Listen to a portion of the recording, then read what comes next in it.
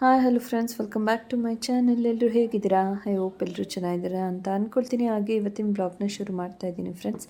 Tiffin ಮಾಡೋದಕ್ಕೆ already ಎಲ್ಲರೂ ready ಮಾಡಿದ್ದಾರೆ. ಹಸ್ಬೆಂಡ್ ನಾನು ಪೂಜೆ ಮಾಡಬೇಕು. ಸೊ ಫಸ್ಟು ಪೂಜೆ ಮಾಡಿಬಿಡೋಣ ಅಂತ ನಾನು ದೇವ್ರ ಮನೆಗೆ ಬಂದೆ. ಸ್ನಾನ ಆಗಿದ ತಕ್ಷಣ ಪೂಜೆ ಮಾಡಿ ದೇವರಿಗೆಲ್ಲ ಕೈ ಮುಗಿದ್ಬಿಟ್ಟು, ಏನಕ್ಕಂದರೆ ಫಸ್ಟ್ ನಾನು ಮನೆಯೆಲ್ಲ ಒರೆಸಿದ್ದಾಗಿತ್ತು. ಇವತ್ತು ಸ್ವಲ್ಪ ಬೇಗ ಎದ್ದು ಎಲ್ಲ ಕೆಲಸಗಳನ್ನು ಮುಗಿಸಿ ಫಸ್ಟು ದೇವ್ರ ಪೂಜೆ ಮುಗಿಸ್ಬಿಟ್ಟು ಎಲ್ಲ ರೆಡಿ ಮಾಡಿಟ್ಟಿದ್ರಲ್ವ, ಆಮೇಲೆ ಬಂದು ಗೊಜ್ಜೆಲ್ಲ ಮಾಡಿದ್ದು. ಸೊ ಗೊಜ್ಜು ಕೂಡ ರೆಡಿ ಆಯಿತು.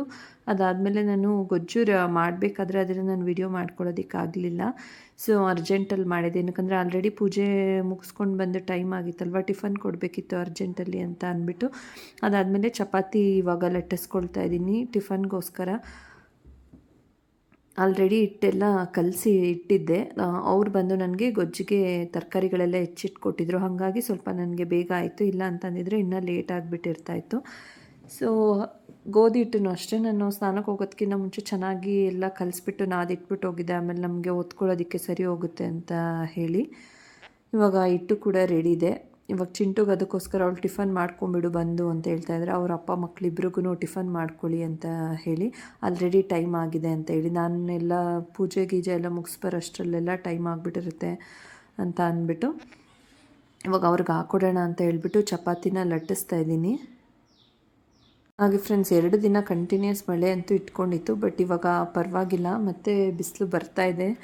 ಏನಪ್ಪ ಇದು, ನಮಗೂ ನಾವು ಬೇರೆ ಹುಷಾರು ತಪ್ಪಿದ್ವಿ ಅಲ್ವಾ. ಸೊ ಹಾಗಾಗಿ ಚಿಂಟುನು ಯಾಕೋ ಆಗಲ್ಲ ಅಂತ ಹೇಳ್ತಾ ಇದ್ಲು. ಅವಳಿಗೆ ಹೀರೆಕಾಯಿ ಪಲ್ಯ ಅಷ್ಟೊಂದು ಸೇರಲ್ಲ.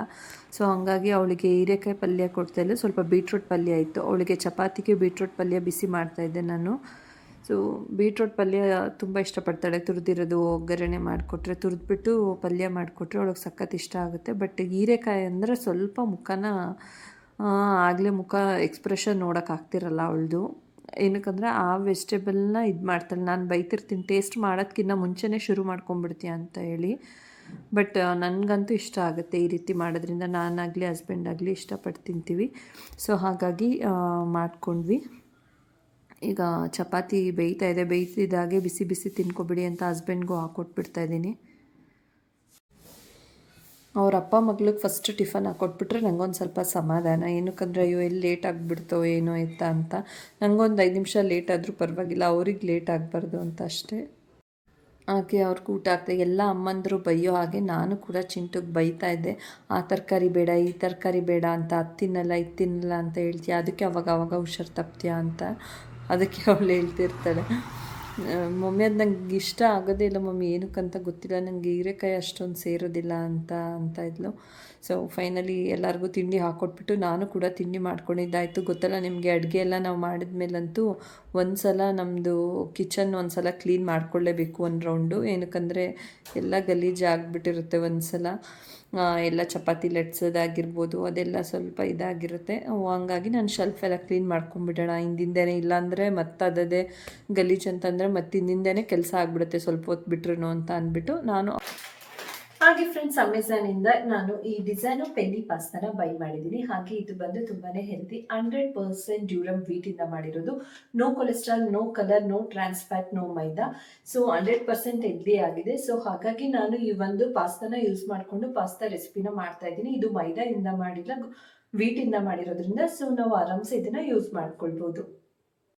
ಹಾಗೆ friends, ಅಗ್ಯಾರೋ triple layer steel ಕಡಾಯಿನ use ಮಾಡಿಕೊಂಡು ನಾನು ಈ ಒಂದು ಪಾಸ್ತಾ ರೆಸಿಪಿನ ಮಾಡ್ತಾಯಿದ್ದೀನಿ. ಜೊತೆಗೆ ಡಿಸೈನೋ ಆಲಿವ್ ಆಯಿಲ್ನ ಯೂಸ್ ಮಾಡಿಕೊಂಡು ಈ ಒಂದು ಪಾಸ್ತಾ ರೆಸಿಪಿ ಮಾಡ್ತಾಯಿದ್ದೀನಿ. ಈ ಡಿಸೈನೋ ಆಲಿವ್ ಆಯಿಲ್ ಬಂದು ಸ್ಪೇನಲ್ಲಿ ಮಾಡಿರೋದು.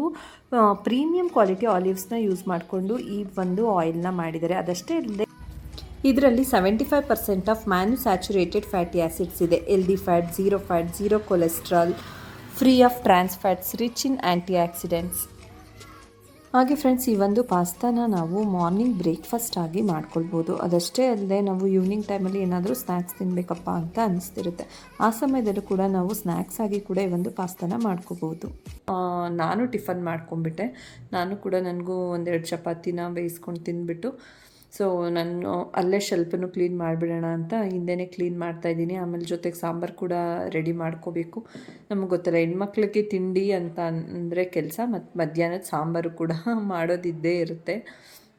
ಸೊ ತಿಂಡಿ ಜೊತೆಗೆ ಸಾಂಬಾರು ನಾವು ಮಾಡಿಟ್ಬಿಟ್ರೆ ಆಲ್ಮೋಸ್ಟ್ ನಮಗೊಂದು ಅರ್ಧ ಕೆಲಸ ಮುಗ್ದಾಗೆ. ಬಟ್ ಇಲ್ಲ ಅಂತ ಅಂದರೆ ಏನೋ ಫುಲ್ ಓಲ್ಡೇ ಕೆಲಸ ಮಾಡ್ತಿದ್ದೀವೇನೋ ಅನ್ನೋ ಫೀಲ್ ಆಗುತ್ತೆ. ಸೊ ನನಗೆ ಆದಷ್ಟು ಅಡುಗೆ ಕೆಲಸ ನನಗೆ ಮಾರ್ನಿಂಗ್ ಟೈಮ್ ಮುಗಿಸ್ಕೊಂಬಿಟ್ರೆ ನನಗೆ ಸಮಾಧಾನ. ಏನಕ್ಕಂದರೆ ಮಧ್ಯಾಹ್ನ ಎಲ್ಲ ಒಂದು ಸ್ವಲ್ಪ ರೈಸ್ ಮಾಡ್ಕೊಳ್ಳೋದು ಆ ಥರ ಫ್ರೀಯಾಗಿರ್ಬೋದು ಅಂತ ಅಷ್ಟೇ. ಸಾಂಬಾರಿಗೂ ಇಟ್ಕೊಬಿಡೋಣ ಅಂತ ಅಂದ್ಕೊಳ್ತಾ ಇದ್ದೀನಿ. ಏನಂತ ಹೇಳಿದ್ರೆ ಇವತ್ತು ಹುರುಳಿಕಾಳು ಸಾಂಬಾರು ಮಾಡೋಣ ಅಂತ ಅಂದ್ಕೊಂಡಿದ್ದೀನಿ. ಚಿಂಟುಗೂ ಹುಷಾರಿಲ್ಲ, ನನಗೂ ಹುಷಾರಿರಲಿಲ್ಲ ಅಲ್ವಾ, ಸ್ವಲ್ಪ ಹುರುಳಿಕಾಳು ಸಾಂಬಾರು ತಿನ್ನೋಣ ಚೆನ್ನಾಗಿರುತ್ತೆ ಅಂತ ಅಂದ್ಬಿಟ್ಟು ಸೊ ಹುರುಳಿಕಾಳನ್ನ ತೆಗ್ದೆ ಫ್ರೆಂಡ್ಸ್, ಸೋಸೋಣ ಅಂತ ಅಂದ್ಬಿಟ್ಟು ಸುಮಾರು ಅದು ಊರಿಂದ ತೊಗೊಂಡು ಬಂದಿದ್ದು. ಸುಮಾರು ಮಾಮೂಲಿ ಕಲ್ಲುಗಳು, ಸಣ್ಣ ಸಣ್ಣದು ಕಲ್ಲುಗಳೆಲ್ಲ ಇತ್ತು. ಅದನ್ನು ಸೋದಿಸೋ ಅಷ್ಟರಲ್ಲಿ ಸಾಕಾಯಿತು ನನಗೆ. ಏನಂದರೆ ಮುಂಚೆನೇ ಹುರುಳಿಕಾಳು ಉಪ್ಸಾಂಬಾರು ಮಾಡ್ತೀವಿ ಅಂದರೆ ಮುಂಚೆನೇ ಸ್ವಲ್ಪ ಫ್ರೀ ಟೈಮ್ ಸಿಕ್ಕಿದಾಗ ಅದನ್ನೆಲ್ಲ ಸೋಸ್ಬಿಟ್ಟು ಒಂದು ಡಬ್ಬದಲ್ಲಿ ಸ್ಟೋರ್ ಮಾಡಿ ಇಟ್ಕೊಂಡ್ಬಿಟ್ರೆ ನಮಗೆ ಸಾಂಬಾರು ಮಾಡಬೇಕಾದ್ರೆ ಈಸಿ ಅನಿಸುತ್ತೆ. ಇಲ್ಲ ಅಂದರೆ ಹಿಂಸೆ ಆಗಿಬಿಡುತ್ತೆ. ಸಿಗ್ತಾನೆ ಏನಂದರೆ ಅಡುಗೆ ಎಲ್ಲ ಆದಮೇಲೆ ಕ್ಲೀನ್ ಮಾಡೋಣ ಅಂದ್ಬಿಟ್ಟು ಒರೆಸಿದ್ದಾಯಿತು. ಹಾಗೆ ಎಲ್ರಿಗೂ ಹುಷಾರಿರಲಿಲ್ಲ, ಚಿಂಟುನೂ ಯಾಕೋ ಆಗಲ್ಲ ಅಂತ ಇದ್ಲು. ಅದಕ್ಕೋಸ್ಕರ ಇವತ್ತು ಹುರುಳಿಕಾಳು ಉಪ್ಸಾಂಬಾರು ಮಾಡಿದ್ದೀನಿ. ಹುರುಳಿಕಾಳು ಉಪ್ಸಾರು ಸ್ವಲ್ಪ ಶೀತ ಮಾಡಿದ್ರೆ ಹೆಲ್ತ್ಗೆ ತುಂಬಾ ಒಳ್ಳೆಯದು ಅಂತ ಹೇಳ್ಬಿಟ್ಟು ಸೊ ಹಾಗಾಗಿ ಹುರುಳಿಕಾಳು ಸ್ವಲ್ಪ ಉಪ್ಪಿಬಿಟ್ಟು ಅದ್ರದ್ದು ಉಪ್ಸಾಂಬಾರು ಮಾಡ್ಕೊಂಡಿದ್ದೀನಿ. ತುಂಬ ಚೆನ್ನಾಗಿರುತ್ತೆ. ಅದರಲ್ಲೂ ಹುಷಾರಿಲ್ದೇ ಇದ್ದಾಗ ಈ ಹುರುಳಿಕಾಳು ಉಪ್ಸಾರು ಊಟ ಮಾಡೋದ್ರಿಂದ ಹೆಲ್ತ್ಗೂ ಒಳ್ಳೆಯದು ಅಂತ ಅಂದ್ಬಿಟ್ಟು ಈ ಉಪ್ಸಾರು ಮಾಡಿದ್ದೀನಿ ಇವತ್ತು.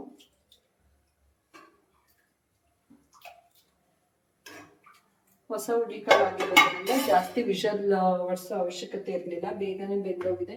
ಸ್ವಲ್ಪ ಹಳೇದಾಗ್ಬಿಟ್ರೆ ಹುರುಳಿಕಾಳು ಏನಂತ ಹೇಳಿದ್ರೆ ನಾವು ಸುಮಾರು ಒಂದು 6 ವಿಷಲ್ ಒರೆಸ್ಕೋಬೇಕಾಗುತ್ತೆ. ಇವತ್ತು ಒಂದು 3 ವಿಷಲ್ ಅಷ್ಟೇ ನಾನು ಒರೆಸಿರೋದು, ಅಷ್ಟಕ್ಕೇನೆ ಕ್ಲೀನಾಗಿ ಬೆಂದೋಗಿದೆ ಕಾಳೆಲ್ಲ. ಇಲ್ಲಾಂದ್ರೆ ಯೂಶಲಿ ಸ್ವಲ್ಪ ಹಳೆ ಕಾಳು ಆಗ್ಬಿಟ್ರೆ ಏನಾಗ್ಬಿಡುತ್ತೆ ಅಂತ ಅಂದ್ರೆ ತುಂಬಾ ಒಂದು 6 ವಿಷಲ್ ಆದ್ರೂ ನಾವು ಒರೆಸ್ಕೊಳ್ಬೇಕಾಗುತ್ತೆ. ಹುರಿದ್ಬಿಟ್ಟು ಮಾಡಿದ್ರೆ ಅದ್ರ ಟೇಸ್ಟ್ ತುಂಬಾ ಚೆನ್ನಾಗಿರುತ್ತೆ ಉಪ್ಸಾರ್ದು. ಸೊ ಹಾಗಾಗಿ ನಾನು ಇವತ್ತು ಹುರಿದ್ಬಿಟ್ಟು ಮಾಡ್ಕೊಂಡಿದ್ದೀನಿ.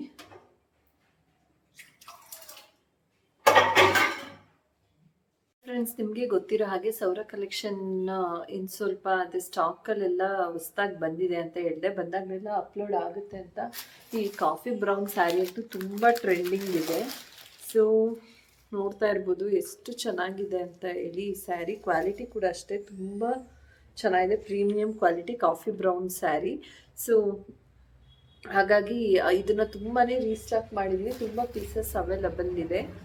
ಹಾಗೆ ಫ್ರೆಂಡ್ಸ್, ನಿಮಗೂ ಏನಾದರೂ ಈ ಒಂದು ಸ್ಯಾರಿ ಬೇಕು ಅಂತ ಹೇಳಿದರೆ ನೀವು ಕೂಡ ಬೈ ಮಾಡ್ಕೊಳ್ಬೋದು. ತುಂಬ ಚೆನ್ನಾಗಿದೆ ಫ್ರೆಂಡ್ಸ್. ತುಂಬ ಜನ ಕೇಳ್ತಿದ್ರು ಕಾಫಿ ಬ್ರೌನಲ್ಲೇ. ಇದು ಬಂದು ತುಂಬ ರಿಚ್ ಆಗಿದೆ ಕಾಫಿ ಬ್ರೌನಲ್ಲಿ. ಹೇಗಿದೆ ಅಂತ ಅಂದ್ಬಿಟ್ಟು ಒಂದು ಸ್ವಲ್ಪ ಹಿಂಗೆ ತೋರಿಸ್ತೀನಿ. ಬಾರ್ಡರು ಅಷ್ಟೇ ತುಂಬ ಚೆನ್ನಾಗಿದೆ. ಇದು ನೋಡಿ, ಪಲ್ಲು ಬರುತ್ತೆ. ಇದು ಬಂದು ಪಲ್ಲು ಬರುತ್ತೆ.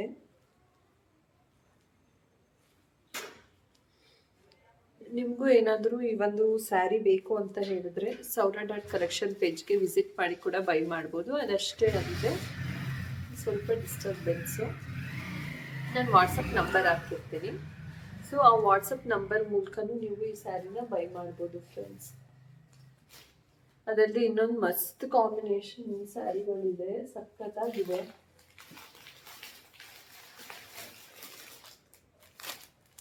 ಇದು ರೆಡ್ ಸ್ಯಾರಿ. ಇದೆಲ್ಲ ನೋಡೋಕ್ಕಿನ್ನೂ ತುಂಬ ರಿಚ್ ಆಗಿದೆ, ಪ್ರೀಮಿಯಂ ಕ್ವಾಲಿಟಿ. ಇನ್ನು ರೆಡ್ ಅಟ್ರಾಕ್ಟಿವ್ ಆಗಿದೆ, ಬನಾರಸಿ.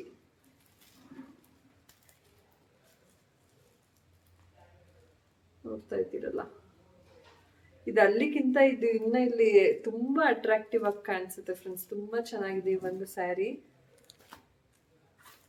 ನಾನು ಇದ್ರದ್ದೊಂದು ಫೋಟೋ ತೆಗೆದ್ಬಿಟ್ಟು ಹಂಗೆ ಕ್ಲಿಪ್ಪಿಂಗಲ್ಲಿ ಹಾಕಿರ್ತೀನಿ. ಸೊ ವಾಟ್ಸಪ್ ನಂಬರ್ ಕೂಡ ಹಾಕ್ತೀನಿ. ನಿಮಗೂ ಏನಾದರೂ ಈ ಒಂದು ಸ್ಯಾರಿ ಬೇಕು ಅಂದರೆ, ಬ್ಯೂಟಿಫುಲ್ ಸ್ಯಾರಿ ಬೇಕು ಅಂತ ಹೇಳಿದ್ರೆ ನೀವು ಕೂಡ ಬೈ ಮಾಡ್ಬೋದು.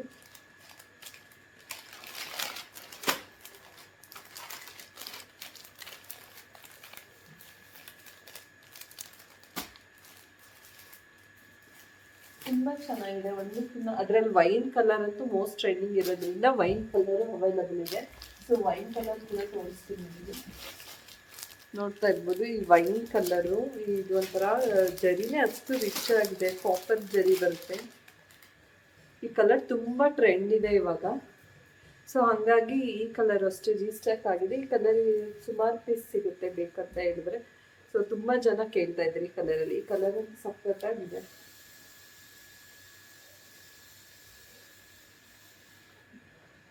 ಹಾಗೆ ಫ್ರೆಂಡ್ಸ್ ತುಂಬ ಚೆನ್ನಾಗಿ ಸಪೋರ್ಟ್ ಮಾಡ್ತಾ ಇದ್ದೀರಾ. ಇದೇ ರೀತಿ ನಿಮ್ಮ ಸೌರ ಕಲೆಕ್ಷನ್ ಪೇಜ್ ಸಪೋರ್ಟ್ ಮಾಡಿ. ನೀವು ಸಪೋರ್ಟ್ ಮಾಡ್ತಾ ಇರೋದ್ರಿಂದನೇ ನಮಗೂ ಈ ರೀತಿ ಅಪ್ಲೋಡ್ ಮಾಡೋದಕ್ಕೆ ಸಾಧ್ಯ ಆಗ್ತಾ ಇದೆ. ಸೊ ತುಂಬ ಖುಷಿ ಆಗ್ತಾ ಇದೆ ಈ ರೀತಿ ಸಪೋರ್ಟ್ ಸಿಗ್ತಾ ಇದೆ ಅಂತ ಹೇಳಿಬಿಟ್ಟು. ಹಾಗೆ ಫ್ರೆಂಡ್ಸ್ ನೋಡಿದ್ರಲ್ಲ, ಇದರಲ್ಲಿ 3 ಪ್ಯಾಟರ್ನ್ ನಿಮಗೆ ತೋರಿಸ್ತು ಶೋ ಮಾಡಿದೆ. ಈ ಲೈನ್ಸ್ಗೆಲ್ಲ ಆಲ್ರೆಡಿ ನೋಡಿರ್ಬೋದು. ಇದಂತೂ ತುಂಬ ರಿಚ್ ಆಗಿರೋದು ಸ್ಯಾರಿ, ಎಷ್ಟು ಚೆನ್ನಾಗಿದೆ ಅಂತ. ಸೆಮಿ ಮೈಸೂರು ಕ್ರೇಪ್ ಸಿಲ್ಕಲ್ಲಿ ನೋಡಿ ಹೆಂಗಿದೆ ಅಂತ ಹೇಳ್ಬಿಟ್ಟು. ಇದ್ರಲ್ಲಿ ಅಷ್ಟೇ ತುಂಬ ಕಲರ್, ಇದರಲ್ಲಿ ಎಷ್ಟು 12 to 13 ಕಲರ್ಸ್ ಇದೆ ಫ್ರೆಂಡ್ಸ್. ಪ್ರೀಮಿಯಂ ಕ್ವಾಲಿಟಿ ಸ್ಯಾರಿ ಅಂತೂ ಮುಟ್ತಾ ಇದ್ರೆ ಹೆಂಗಿದೆ ಅಂದ್ರೆ ಒಂಥರ ಬೆಣ್ಣೆ ಥರ ಹೇಳ್ಬೋದು, ಅಷ್ಟು ಸಾಫ್ಟ್ ಇದೆ ಇದು ಸ್ಯಾರಿ. ಜರಿನೂ ಅಷ್ಟೇ ತುಂಬ ಅಟ್ರಾಕ್ಟಿವ್ ಆಗಿದೆ. ಕ್ಯಾಮ್ರಾಕ್ಕಿಂತ ರಿಯಲಿ ನೋಡಿದಾಗ ಇನ್ನೂ ತುಂಬ ಚೆನ್ನಾಗಿ ಅಟ್ರಾಕ್ಟಿವ್ ಅಂತ ಅನಿಸುತ್ತೆ ನೋಡಿ. ಏನಾದರೂ ಫ್ರೆಂಡ್ಸ್ ನೀವು ಅಷ್ಟೇ ಈ ಒಂದು ಸ್ಯಾರಿನ ಬೈ ಮಾಡಬೇಕು ಅಂತ ಹೇಳಿದ್ರೆ ಸೌರ ಡಾಟ್ ಕಲೆಕ್ಷನ್ನ ಫಾಲೋ ಮಾಡಿ. ಹಾಗೆ ನೀವು ಕೂಡ ಬೈ ಮಾಡಿ. ಅದಷ್ಟೇ ಅಲ್ಲದೆ ವಾಟ್ಸಪ್ ನಂಬರ್ ಹಾಕಿರ್ತೀನಿ ತಮ್ನೇಲಲ್ಲಿ ಅಥವಾ ಕೆಳಗಡೆ ಡಿಸ್ಕ್ರಿಪ್ಷನಲ್ಲಿ ಹಾಕಿರ್ತೀನಿ. ನೀವು ಕೂಡ ಬೈ ಮಾಡ್ಬೋದು. ಹಾಗೆ ಫ್ರೆಂಡ್ಸ್ ನಿಮ್ಮ ಸಪೋರ್ಟ್ ಎಲ್ಲ ಹೀಗೆ ಇರಲಿ. ಈ ಒಂದು ಪುಟ್ಟು ವ್ಲಾಗ್ನ ಇಲ್ಲಿಗೆ ಎಂಡ್ ಮಾಡ್ತಾ ಇದ್ದೀನಿ. ಇವತ್ತಿನ ಈ ಒಂದು ವ್ಲಾಗ್ ನಿಮಗೆ ಇಷ್ಟ ಆಗಿದ್ರೆ ದಯವಿಟ್ಟು ಲೈಕ್ ಮಾಡೋದನ್ನ ಮರಿಬೇಡಿ ಫ್ರೆಂಡ್ಸ್. ಹಾಗೇನೇ ಯಾರಾದರೂ ನನ್ನ ಚಾನಲ್ಗೆ ಸಬ್ಸ್ಕ್ರೈಬ್ ಆಗದೆ ವೀಡಿಯೋಸ್ನ ನೋಡ್ತಾ ಇದ್ರೆ ದಯವಿಟ್ಟು ಸಬ್ಸ್ಕ್ರೈಬ್ ಮಾಡ್ಕೊಳ್ಳೋದನ್ನ ಮರಿಬೇಡಿ. Thank you.